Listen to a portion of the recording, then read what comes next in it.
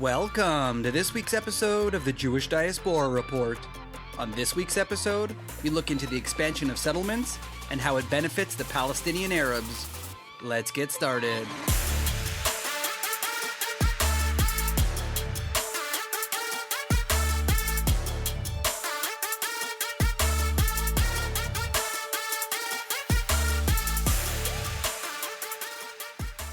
I would like to start this podcast episode off with a little bit of a riddle or a quiz. Feel free to pause the episode, go on Google, and see if you can solve it yourself. But to be honest, I wouldn't waste your time.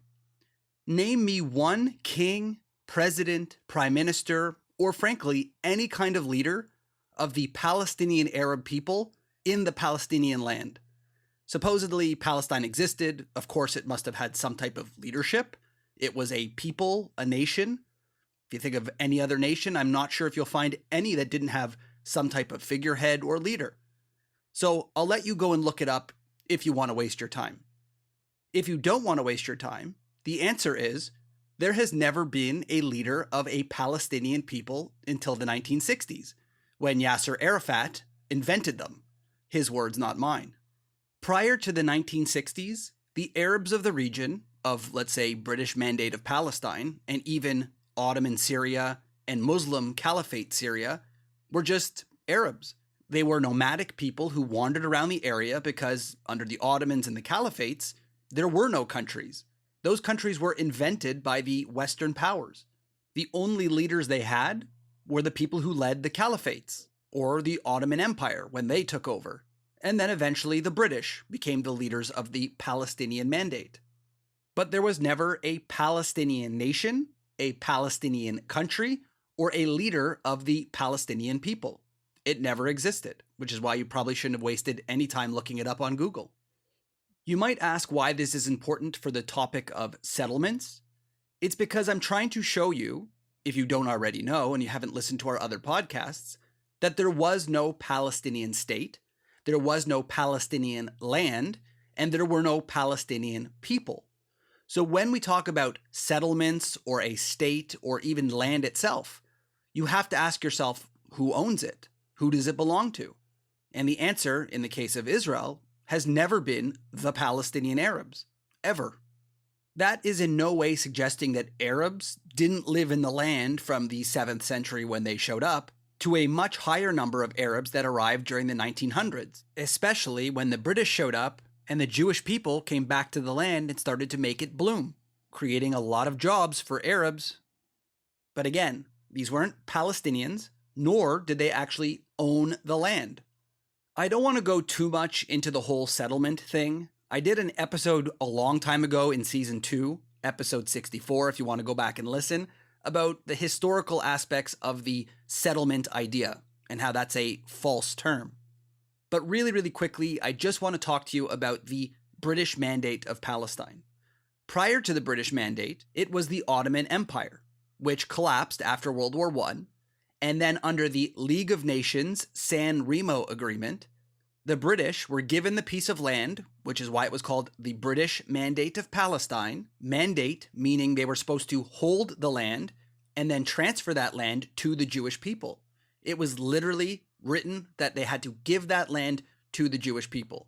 And remember, the British Mandate wasn't just the land of Israel today. It was the entire land of Israel, in addition to the entire country of Jordan. That was the British Mandate, earmarked to be given to the Jewish people to run because they were the last known people who had a sovereign nation. Unfortunately for the Jews, England didn't want to hold up their end of the bargain. They very quickly, after being given the mandate, decided to cut 2/3 of that land and give it to the Arabs. Some say it's anti-Semitism, which is probably likely. Others say it was an attempt to have a two-state solution, move the Arabs to the land of Jordan and move the Jews to the land of Israel and split them up and we won't have any fighting. Not too long after the state of Jordan was created and armed by the British, not to mention being led by British army officers, they invaded the newly created state of Israel and stole land. That's how it became the West Bank. It had always been Judea and Samaria. It was intended to be the Jewish state by the League of Nations under San Remo. And the Jordanians stole the land, which included kicking out or killing every Jew who lived in what's now known as the West Bank. Not quite sure why some people like to believe that the West Bank, aka Judea and Samaria, is considered to be Arab territory after it was promised to the Jewish people and stolen by the Arabs, why somehow that gives them a claim to the West Bank. And keep in mind that this had nothing to do with so-called Palestinians, as they didn't exist then, and that's why Jordan didn't create the quote-unquote Palestinian state, because no one wanted it. It didn't exist. The reason why I bring up this very basic history of the West Bank or Judea and Samaria is because this week, a big announcement was made, and it is making waves across the entire world.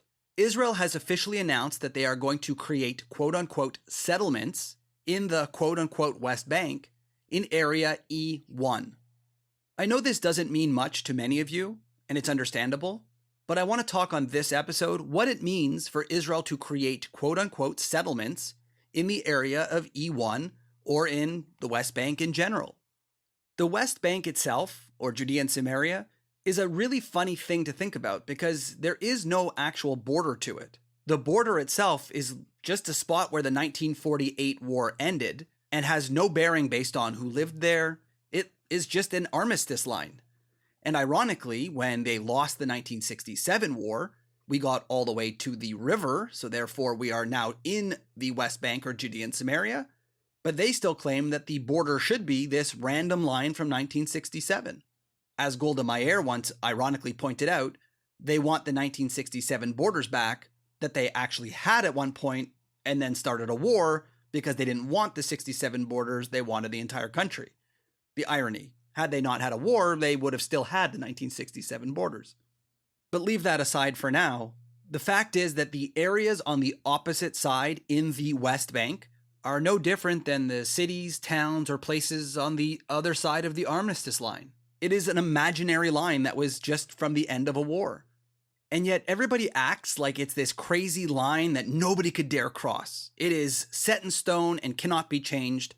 Nothing should happen on the opposite side of the border because of this fake notion that anything on that side is automatically Palestinian land, even though, again, it's never been Palestinian land. It was Jordanian, and the Jordanians decided to give up their claim to it, which in theory makes it Israeli land, because Israel captured it in a war. The people who owned it, Jordan, didn't want it back. So getting back to this area of E1, the place where Israel is now going to officially start building houses. Where is it?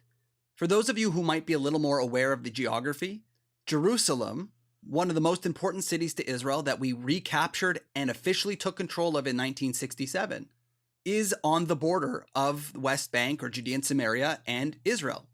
East and West Jerusalem were split by the armistice line after 1948. Jordan controlled the east side of Jerusalem, which is why it was filled with Arabs who moved in after the win. The area now known as E1, that will see an expansion of people's homes going in, is essentially a suburb of Jerusalem. If you can picture Jerusalem, on the east side of Jerusalem, it's empty. It is desert land. And the Israelis had always put off building in certain areas in the quote-unquote West Bank because they wanted to appease the world and pretend that there was some type of peace negotiation over this land. Unfortunately, it's been 20 plus years and there's been literally no movement. So what are we waiting for? Not to mention, I may add that under Oslo, Area C, which includes this area, is allowed to have expansion of what they call settlements or towns due to natural growth. So therefore, this suburb of Jerusalem is now going to be built so people who live in Jerusalem can now move a little bit out of Jerusalem. Imagine the people of New York City. When New York City gets full, they move out to Long Island or maybe upstate New York. You can travel to your work or your place of worship somewhere in Jerusalem, but maybe there's no room for houses. We've just run out of space. So why won't we expand this town into a little bit of a suburb? Which is exactly what's happening with this E1 expansion. What the media and pro-Pallies like to pretend is that somehow this land belonged to the Palestinians, or even belongs now to the Palestinians, neither of which are true. It is state land. Nobody owns it. If you open up Google Maps, you'll see it's literally just desert. And on the other side of this area, is another Israeli town called Ma'al Adumim. Ma'al Adumim is an urban city within what's known as Judea and Samaria, just outside of Jerusalem. It's only 4 miles east of Jerusalem and a very easy commute for those who work or want to go to Jerusalem. This settlement, they'll call it, actually has 40,000 people living in it. It is a normal town with its own hospitals, places to work. It's a full-blown city, just like a suburb in any other country around the world. So on the one hand, you have a city that's already there, and on the other hand, you have Jerusalem, and in the middle, you have nothing, desert, state land. So E1 would actually allow the building of homes or other little mini cities on the way between this one city to Jerusalem. It seems pretty obvious to build there. If you think about it, it really isn't that different than those, let's say in New York City, who wanted to move out to Nassau County. And then, God forbid, they move out to Suffolk because they run out of room. Just kidding for my New Yorker friends. The point I'm trying to make is that it shouldn't be that crazy to say your town or your city is now too full, and we need to create suburbs. And when those suburbs get too full, we need to expand even more to give people places to live. The only reason why this is controversial is because it's supposedly, according to people who don't know the history, Palestinian land. And these areas will be taken in order to stop a two-state solution. The problem with this idea is the fact that there's already towns in that area, which will obviously be a part of a future Jewish state. As under Oslo, this was intended to happen. Once these little areas grow, more land will be given back to the Palestinian Arab state from other places where Arab cities are in Area C. It's a land swap. This was always part of the deal. But they just don't like the idea that Israel is growing at all. Israel should be dying and getting demolished and being taken down as an apartheid state, right? God forbid they grow and more people need houses. Maybe their real issue with all of these growing settlements, they call it, isn't that they're taking fake Palestinian land. It's the fact that Israel is growing and running out of places for people to live.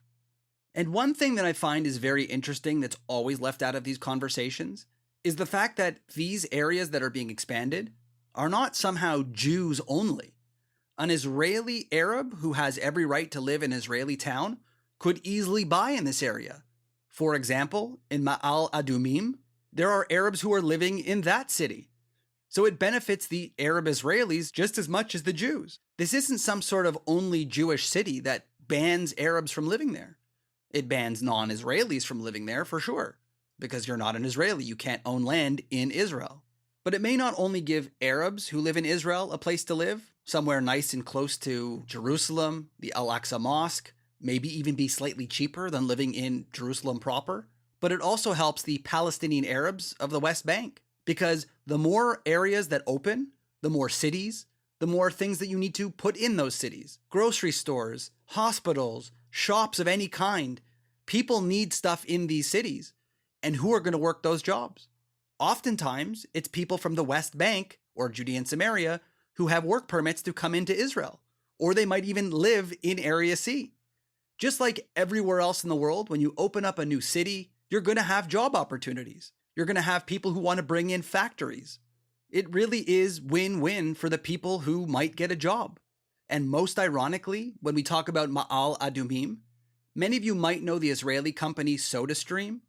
SodaStream put a massive factory in Ma'al Adumim, and this factory employed thousands of Palestinian Arabs from the West Bank with work permits. It paid them equally to Israeli workers and didn't require them to have to move through checkpoints or to cross into Israel proper in order to get to work, and were able to help benefit the entire economy in the West Bank.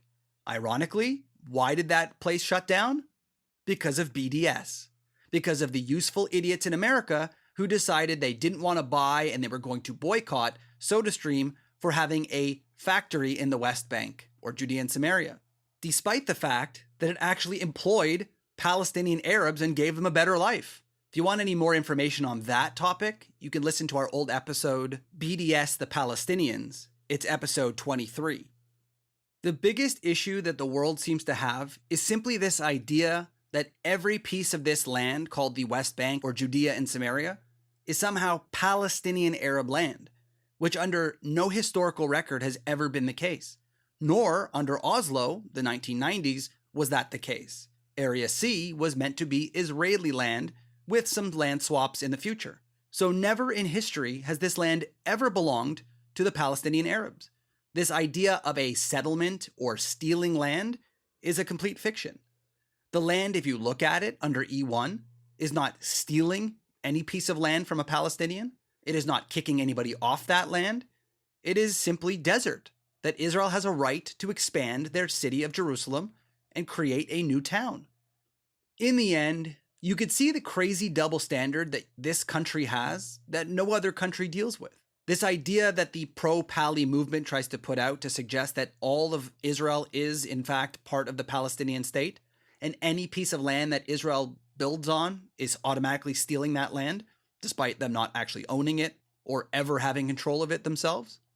But this lie that somehow expanding these cities, as any normal country does, is going to delay the peace process, end the peace process, is completely BS.